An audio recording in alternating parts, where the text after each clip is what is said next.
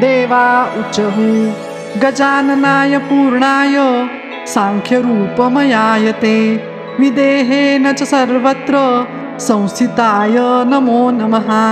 अमेयाय च हेरम्ब परशुधारकाय ते मूषकवाहनायैव विश्वेशाय नमो नमः।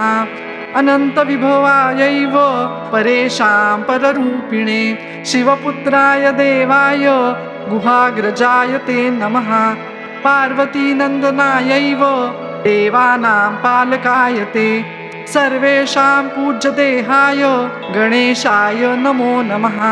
स्वानन्दवासिने तुभ्यं शिवस्य कुलदैवत विष्णवादीनां विशेषेण कुलदेवाय ते नमः। योगाकाराय सर्वेषां योगशान्तिप्रदाय च ब्रह्मेशाय नमस्तुभ्यं ब्रह्मभूतप्रदाय ते सिद्धिबुद्धिपते नाथ सिद्धिबुद्धिप्रदायिने मायिने मायिकेभ्यश्च मोहदाय नमो नमः।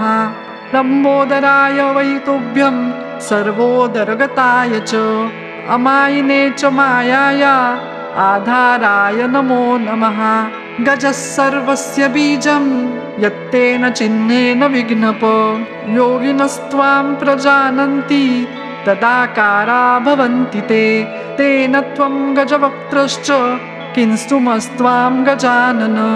वेदादयो विकुण्ठाश्च शङ्कराद्याश्च देवपः शुक्रादयश्च शेषाद्याः स्तोतुं शक्ता भवन्ति नः।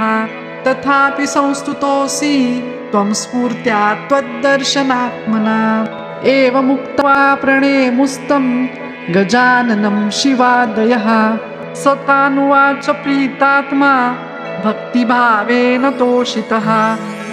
गजानन उवाच भवत्कृतमिदं स्तोत्रं मदीयं सर्वदं भवेत् पठते शृण्वते चैव ब्रह्मभूतप्रदायकम् इति मौद्गलोक्तं गजाननस्तोत्रं समाप्तम्।